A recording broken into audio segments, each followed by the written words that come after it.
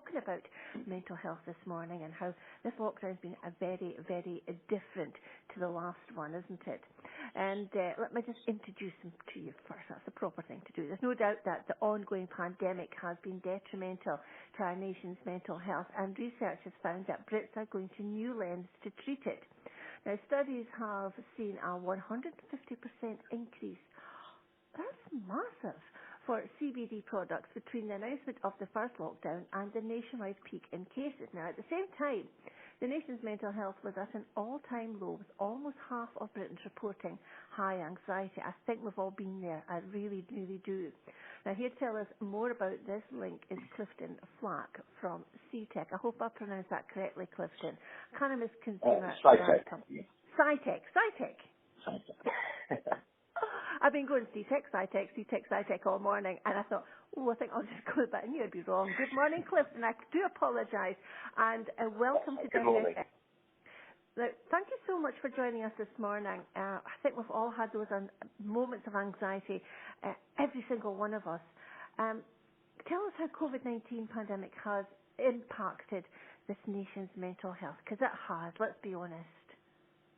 Well, I think you're right. I think there's been lots of studies over the past year and certainly in the past few months coming out. Not, as you say, not that we need studies. I think we can all individually attest to the fact that this has had an incredible impact on the streets of our minds and our own mental well-being, and adults and children throughout the ages. And what we've seen as a business, CBD has already been, it's been quite a popular food supplement for a number of years, but because it's been well known that it has potential to help with issues around anxiety and insomnia, it has really piqued the nation's interest over the past year, because obviously people don't like to jump to medications and all of these kind of pill popping type drugs. People want a natural alternative. People want to try and help themselves naturally and also more cost effectively. So we've seen a massive interest in CBD over this period, and so we saw that the peaks and the troughs as we went into lockdown and out of lockdown, and then as we came to the start of this piece, this third lockdown, we really have seen a significant increase in interest in people looking for remedies for anxiety. I know, exactly. I mean, I think that, Cliff, if we can talk about maybe the different lockdowns, and I'm going to ask you about the misconceptions surrounding CBD, because there's a lot about that, isn't there? First lockdown, it was heading into the summer. We could go out, we could do things. It was slightly different. This time round, it is winter months. It has snowed, it's rained, it's been very cold. And the news is starting to get better. We've got the vaccine on it's here. We potentially will be getting it. But it's really hit us hard this time. And we've had time to Google and look at things. So, how does our region compare in terms of CBD sales? Have we been having a wee look at it in our local area? Yeah, we've seen this. I think you mentioned about 150% growth over the past year between the first and the second lockdown. But certainly in around your area, it was about 120% increase. And it's not the peak of the nation, but certainly incredibly high. And so this. Sorry, go on. No, carry on, Clifton. Sorry. No, I was going to say, this is a pattern that we really saw across, and you're right what you say, differentiating between the different lockdowns. The first one, it was the weather was different. It was novel. People were kind of, in a weird way, excited. People were, the world was unified by the terrible pandemic. The second lockdown was, painful because we'd come out of it and thought we were getting better, and we were sunk back in. This third lockdown, this is a global phenomenon that we're seeing around the world. It was, like you said, the vaccine is here. Everybody thought that we can see the light, and then all of a sudden we're plunged into effectively what seems to be a deeper lockdown than the first one. And we really are seeing, I think this is taking really taking pains on people's mental well-being, and we're seeing that and what people are looking for to try and get through these days, because it's difficult, like you say. You can't just run outside into the park because it's raining, it's snowing. It's not that pleasant. So people are looking for these remedies. Absolutely, and we've got a lot of time on our hands. We can go do Google things, which is really, I shouldn't be let loose on Google, to be fair. But tell us, there's lots of myths and misconceptions surrounding CBD, isn't there? Because you always Sure. get the ones that go, Well, I mean, oh, I think there's three key misconceptions in varying degrees. I mean, there's the one, the obvious one. People think they're going to get high. Are they going to get stoned by taking CBD? And that's something that a few years back we would hear that a lot more. And nowadays, the UK really is so far ahead of the world in its embracing of CBD. But we don't tend to hear that misconception too much nowadays. There is still a lot of fear around, is it legal, is it illegal, and is it safe? Because there's lots of products in the market that people haven't heard of, brands that people don't recognise. So it's quite difficult for consumers to identify which product might work best, which is the safest, and which is the best for what they're looking for, and of course is it legal. So there is lots of regulation, a new regulation coming out this year, but I foresee that the illegality concern will disappear very quickly. And the other misconception really, the last one, because we sell it as a food supplement, it's not strictly marketed as a medication, so there's this concern in the market, does it work? Is it real? Because, when you tell people to go and take aloe vera for some condition, people always think, well, that's not really going to work. But what I can say to people is, the CBD market has been growing exponentially over the past 4 or 5 years in the UK. It's a consumer-led market. There's no doctors that are prescribing. There's no pharmacists that are recommending this. It's a consumer choice. So the fact the market's growing, I can say if you look to consumers, if it didn't work, they wouldn't buy it again. And our customers, they've been with us, some of them from the beginning for 4 years. They buy every month. They treat it like a medication, even though it's a food substance. Absolutely. So, do you think this legality is going to help the CBD business, Clifton? Very much so. There is actually in the UK, March 31st, the FSA, the Food Standards Authority, will be enforcing a number of guidelines for how products need to be properly registered.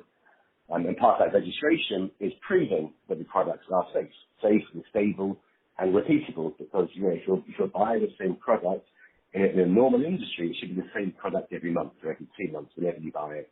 And these are the kind of things that at the moment have been lacking in the market. There has been lacking some oversight to regulatory supervision, but this is coming in this year, and I actually believe that the UK is leading the world in this element of it. I think we're going to see UK brands across Europe and leading the world in the next couple of years. Also, it sounds like it's ticking all the boxes here, Clifton. Tell me, some of the proven, obviously there's proven, and we've got midwives, they've got old wives' tales.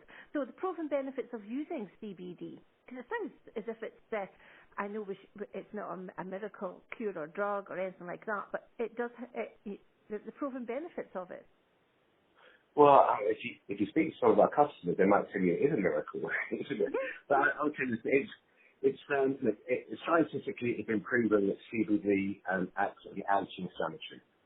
So I guess you could say on the one hand, anything that Nurofen could do, potentially CBD could also do. But what we also know is that it can act as an anti-anxiety. There's lots of research is being done around the world at the moment. There's a few companies in England that are involved in some clinical studies to look at these things. And we see it from our customers that we speak to. Over 30% of our customers we talk to, they have some kind of anxiety or depression or insomnia, or to be honest, anything from PTSD, postnatal depression, anything that's a neurological or a mental health issue, our customers are reporting. And they report that when they use CBD, it does tend to help and alleviate some of those symptoms. And it's a natural remedy. And this is really what I think is grabbing the interest of the nation. That it's not a traditional medication, it's a natural remedy. Yeah, I think so. Yeah, it is, isn't it?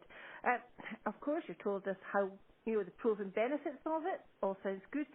As there's yin, there's yang. So is there any side effects to using it? Well, there is. Actually, one of the studies being done in the UK was by a company called GW Pharma. They're quite a big pharmaceutical company, and they've been looking at CBD as a treatment for epilepsy. So as part of their clinical study, which I think is actually the biggest in the world, they have identified, as you would expect, some side effects, but it's very rare. There's typical ones you might expect when anybody might try something new, which is some nausea or some drowsiness, but these effects tend to, as approval in the study, to wear off. One of actually the interesting side effects I saw in their study was in very, very high dosing, actually CBD can suppress the appetite. So this might be an interesting future treatment. Lots of work still to be done. But there is, there's some side effects can be good and some can be bad. But generally, as I say, it's a natural product. And our customers, we rarely find any negative impact with our customers. They always report positive responses. Oh, yeah, absolutely. Clifton, it's absolutely been so interesting talking to you this morning because, I mean, obviously there's so much you can see on that internet thing, but it's nice to get some really good information. If our listeners want to go and get a little bit more in depth on what we've spoken about today, Clifton, where can they head to? Well, if you jump to our website, or you just go to Google and search Cytech, CIITECH, Cytech. You come to our website and you're going to see a whole bunch of information about some of the research that we've been involved in, that we funded. We also cover lots of information on other research that's been done, and some of the partnerships and things that we're involved in. And then also, some of the exciting, innovative products that are coming to market. Yeah. I think that's really where we're going to see some interesting products and some innovative delivery mechanisms. They're not just taking oil, but different inhalation and different patch technologies and different things. So we're going to search Cytech and hop over to our website. There'll be lots of information there about what's available and what it can do. I had a look this morning, and if this has whetted anybody's appetite to have a wee look further into it, head over to the exhibit. It's really interesting, and it's just a bit more than what we've managed to talk about this morning. Clifton, it's been so interesting. Thank you so much for taking the time out to join me this morning. Thank you. Really interesting, and have a good weekend and the rest of your day. Thank you. Thanks, and you. Take care. Stay safe. Bye-bye.